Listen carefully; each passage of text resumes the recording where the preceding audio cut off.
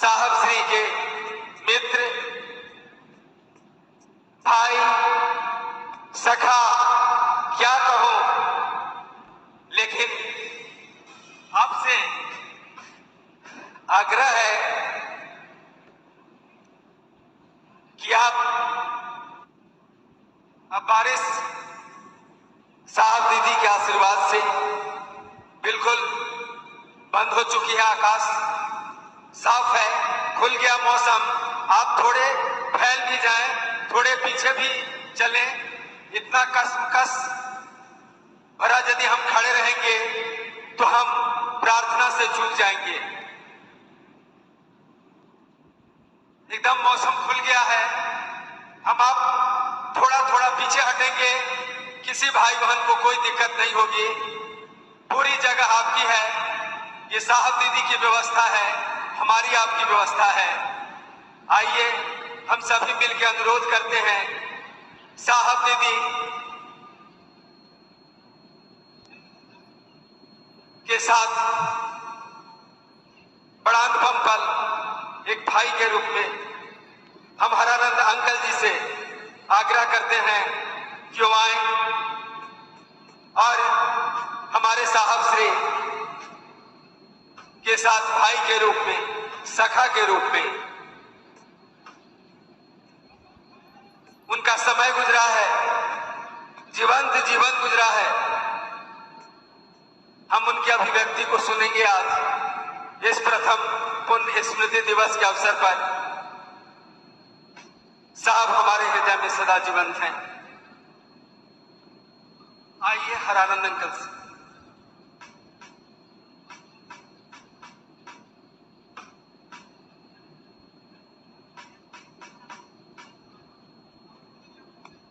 आज की इस श्रद्धांजलि की बेला में सबसे पहले मेरा प्रणाम और देवों के देव महादेव को याद करते हुए मैं अपने बड़े भाई, अपने भैया के विषय में इस पावन बेला में दो शब्द जरूर कहना चाहूंगा। कुछ लोग दुनिया में ऐसे होते हैं जो कालजयी सत्ता की तरह जीते हैं।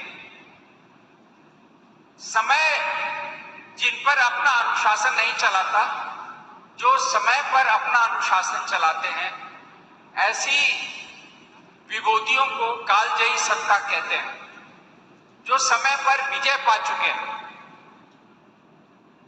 ऐसी ही एक विभूति मेरे बड़े भाई भैया के चरणों में अपने श्रद्धा सुमन अर्पित करते हुए मैं दो चार बातें जरूर कहना चाहूंगा। मैंने बचपन से उनके साए में अपना जीवन जिया है। माता पिता तो थे ही, पर मेरे बड़े भाई जो थे वो दरअसल हर प्रकार से मेरे अभिभावक थे, मेरे गार्जियन थे और एक टीचर भी थे। मैं टीचर इसलिए कहूंगा कि जहां भी बचपन में मुझसे गलतियां हुई, एक बच्चे के रूप में, या एक गलतियां जो होती हैं किशोरावस्था में, उन्होंने हर समय उस पर नियंत्रण किया, मुझे समझाया और हमेशा सही रास्ते का ज्ञान देते रहे। ये उन दिनों की बात है जब मैं स्कूल में था और भैया कॉलेज में थे, साहिबगंज कॉलेज में पढ़ रहे थे। मैं आपको एक छोटी सी घटना जो इस पल मुझे याद आ रही है और हमेशा याद आती है। उन दिनों में बचपन में कंचे खेलता था पता नहीं कंचे को आप लोग क्या बोलते हैं, गोली खेलता था, वो छोटी सी गोल गोल गोलियां होती थी। तो वो कॉलेज से आते थे तो हम लोग नजर रखते थे कि भैया कॉलेज से आ रहे हैं, उसके पहले हम लोग गोली खेलने के स्थान से गायब होने की कोशिश करते थे। एक बार ऐसा हुआ कि मैं कंचे खेलने में हार गया और मैं जिसके साथ खेल रहा था वो मेरे घर में एक महिला आती थी काम करने, उनका बेटा था। तो उसने मेरे कॉलर को पकड़ लिया और मैं बहुत अहिंसक प्राणी रहा हूं, मैं हिंसा में विश्वास नहीं करता, मैं चुपचाप खड़ा था। अचानक मैंने देखा कि बाईं ओर से भैया कॉलेज से लौट रहे हैं। मेरी स्थिति तो यह हुई कि शरीर का आधा खून तो डर से ही सूख गया। हम लोग बहुत डरते थे, बड़े भाई से डरना स्वाभाविक भी है। वो आए, वहां पर उन्होंने मुझे कुछ नहीं कहा, इशारा किया उन्होंने कि चलो घर चलो। हम दोनों घर में आए। क्या हुआ उसके बाद उसका अंदाजा आप सभी लगा सकते हैं। मेरी अच्छी खासी पिटाई हुई और कहा कि पढ़ने की उम्र में तुम ये कंचे खेलने का कहां से सीख रहे हो। और फिर मेरी इस उंगली की ओर इशारा किया। वो कंचे खेलने से मेरी एक उंगली थोड़ी सी झुक गई थी, टेढ़ी तो नहीं, झुक गई थी, जो हो जाती है। और उसके बाद सबसे जो बड़ी बात थी जिसकी ओर मैं अभी आगे बढ़ रहा हूं, उन्होंने मुझसे कहा कि तुम्हारे वो गोलियों का गुच्छा कहां है। तो मैंने पुरानी गोलियों का कंचे का एक गुच्छा रखा था और नए कंचे का गुच्छा छुपा के रखा था। घर के सामने एक बहुत बड़ा कुआं था, बहुत बड़ा कुआं था। तो पहले उन्होंने मेरे पुराने गुच्छे को मांगा और उसको अच्छे निशाने से घर से ही उस कुएं में फेंक दिया। मेरी तो आत्मा चित्कार कर उठी क्योंकि मुझे लगा मेरा पूरा भविष्य अंधेरे में चला गया, मेरी प्यारी गोलियां चली गई। उसके बाद उन्होंने कहा ये तो पुरानी गोलियां हैं, नई गोलियां कहां रखी तुमने छुपा के। और मैं रोता पीटता हुआ किसी तरह डर के मारे मैंने वो नई गोलियों का गुच्छा निकाला। उस गुच्छे के साथ भी उन्होंने वही किया। वो बहुत अच्छे निशानेबाज भी थे। He was a sharp shooter. बाद में जब वो राइफल और बंदूक का निशाना करते थे तो बहुत अचूक निशाना था उनका। तो उस निशाने का प्रयोग करके उन्होंने मेरे नए गोलियों के गुच्छे को भी दूर कुएं में फेंक दिया। वो कुआं भी बहुत दूर था, करीब 40-50 फीट दूर था। लेकिन उसका फायदा यह हुआ कि मैं 1-2 दिन तक तो बहुत उदास रहा क्योंकि मेरी प्यारी वो गोलियां चली गई।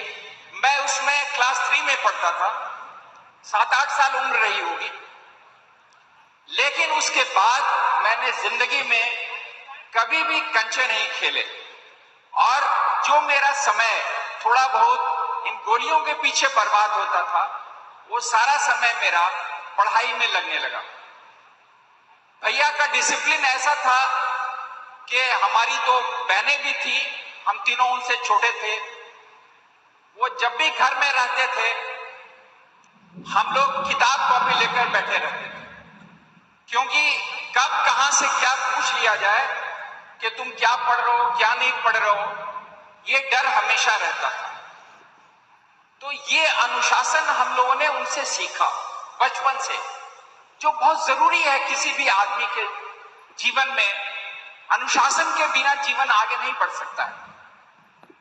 लेकिन इस अनुशासन के साथ जो उन्होंने प्यार दिया वो मैं कभी नहीं भूल सकता। वो जीवन के उन अमूल्य धरोहरों में एक है जिसे मैं आज भी संजो कर रखा हूं और आज इस श्रद्धांजलि सभा में आपके बीच इसलिए खड़ा हूं कि उनकी बहुत सी यादें मेरे जहन में आंधी और तूफान की तरह घूम रही। मैंने बचपन से देखा कि उनकी ईश्वर में, अध्यात्म में बहुत गहरी रुचि थी। और मैं जब स्कूल में था सहरसा में, तो घर के किनारे कोशी नदी बहती थी और वहां पर शमशान भी था। तो रात में भैया शमशान में चले जाते थे और वहां जाकर साधना करते थे। हमें इसका पता नहीं चलता। एक दिन रविवार के दिन मां ने कहा कि चलो उनके कमरे की सफाई कर लेते हैं।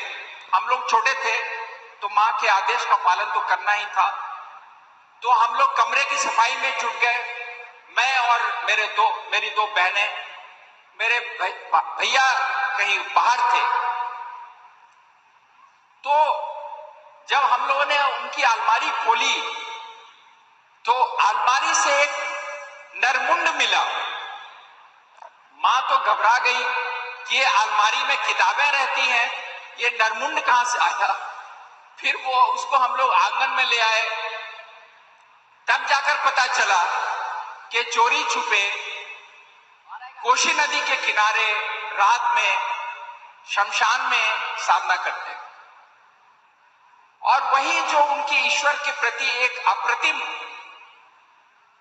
प्यास थी, वो उनको इस मोड़ पे ले आई है जहां आप सभी उनको देख रहे हैं। मुझे इस बात की बहुत खुशी है कि भगवान शिव, महादेव, जिन्हें देवों का देव कहा गया, जो हमारे इस पवित्र भूमि में, भारतवर्ष की भूमि में आए थे, वो प्रत्येक भारतवासी के हृदय में बसे हुए हैं। महादेव, हम माने या ना माने, हम समझे या ना समझे, पर उन्होंने इतनी बड़ी इस सभ्यता को देन दी, हिंदू संस्कृति की बुनियाद रखी महादेव ने। और हमारे भैया ने क्या किया, उस सोई हुई आग को फिर से जला दिया। मैं ऐसा नहीं कहता कि महादेव को लोग भूल गए थे, कोई भूल भी नहीं सकता है ईश्वर को, जो दुनिया को चला रहा है, दुनिया का नियामक है। उसको भूलकर कोई भी आदमी जिंदा नहीं रह सकता है। लेकिन जो बड़ी उन्होंने चेतना फैलाई कि हर घर तक महादेव का संदेश पहुंचाया। मैं अपने कार्यकाल के दौरान, सर्विस के दौरान, देश के कई हिस्सों में मैंने काम किया। जयपुर रहा, कलकत्ता रहा, हैदराबाद रहा, कई और जगहों पर मैंने काम किया, बिलासपुर छत्तीसगढ़ रहा। मैंने ये देखा कि गांव-गांव में शिव चर्चाएं हो रही हैं। मैं कई बार दफ्तर में बैठा रहता था तो मुझे खिड़की से आवाज आती थी लाउडस्पीकर पर भजन की। तो मैंने खिड़की खोली ये समझने के लिए कि ये भजन किसका चल रहा है। ये बात मैं आपको करीब 15 साल पुरानी बता रहा हूं।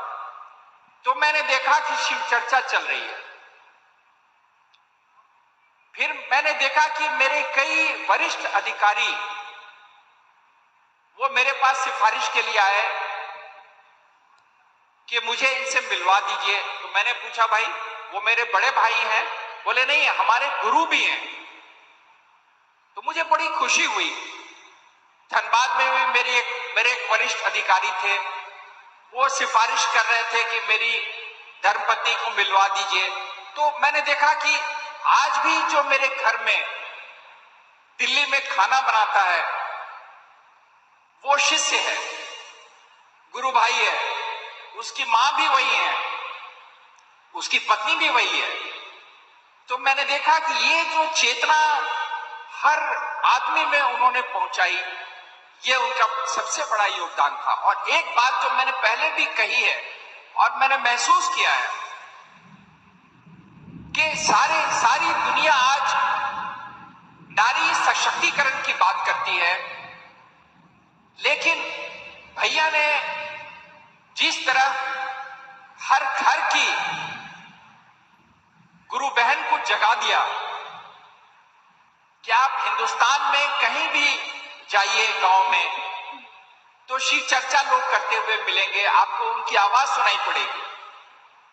ये जो काम है ये बिल्कुल ही असाधारण उपलब्धि है और ये काम किसी साधारण व्यक्तित्व का व्यक्ति कभी नहीं कर सकता। और इसीलिए ऐसे व्यक्ति को, ऐसी महान सत्ता को मैंने कालजयी सत्ता कहा, क्योंकि लोग तो बहुत अलग अलग क्षेत्र में बड़े बड़े लोग होते हैं, राजनीति में भी होते हैं, लेकिन हवा जब बदलती है तो लोग उनको भूल जाते हैं। लेकिन अध्यात्म के क्षेत्र में जो एक क्रांतिकारी परिवर्तन उन्होंने लाकर रख दिया, समाज को झकझोर दिया, महादेव की चेतना को जनमानस में इतनी दूर तक फैला दिया कि हर आज हिंदू की जबान पर महादेव का नाम है। शिव चर्चा कर रहा है, वो सोच रहा है, वो भगवान शिव के बारे में सोच रहा है। ये बहुत अच्छी बात है और मुझे खुशी है कि आज इस श्रद्धांजलि सभा में भी और इस मौसम के बावजूद आप लोग इतनी बड़ी संख्या में सब आए। मैंने देखा कि लोग भीग चुके हैं बारिश में। ये आपकी श्रद्धा है, ये आपकी भक्ति है महादेव के प्रति और आपके प्रति। अपने दिल में इस प्यार को बनाए रखिए, क्योंकि ईश्वर से और ईश्वर जैसी सत्ताओं से ये जो मोहब्बत है, यही मोहब्बत जो है वो जिंदगी की ताकत है।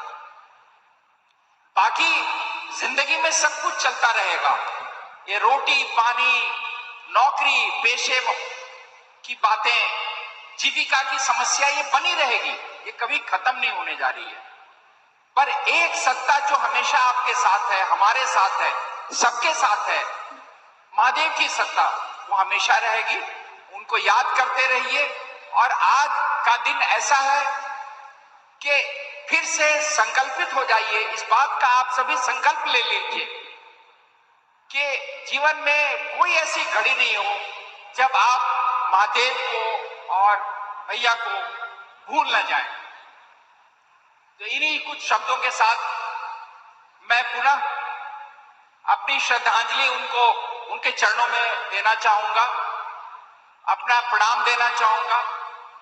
जीवन के कई विषम क्षणों में, दुख भरे क्षणों में व्यक्तिगत रूप से उन्होंने मुझे हाथ पकड़कर बाहर निकाला। मैं जानता हूं, मेरी धर्मपत्नी भी जानती है इस बात को। वो हम लोग बराबर इस बात को कहते हैं कि आज वो सशरीर नहीं है तो कई समस्याएं आती हैं, आज वो रहते तो उनसे जाकर पूछ लेते कि इसका समाधान क्या है। तो आज उनकी कमी बहुत महसूस होती है, पर तसल्ली इस बात की है कि महादेव है, उनकी सत्ता है, उनके चाहने वाले आप सभी हैं, तो ये दुनिया भी इसी तरह चलती रहेगी। आप सभी को मेरा प्रणाम।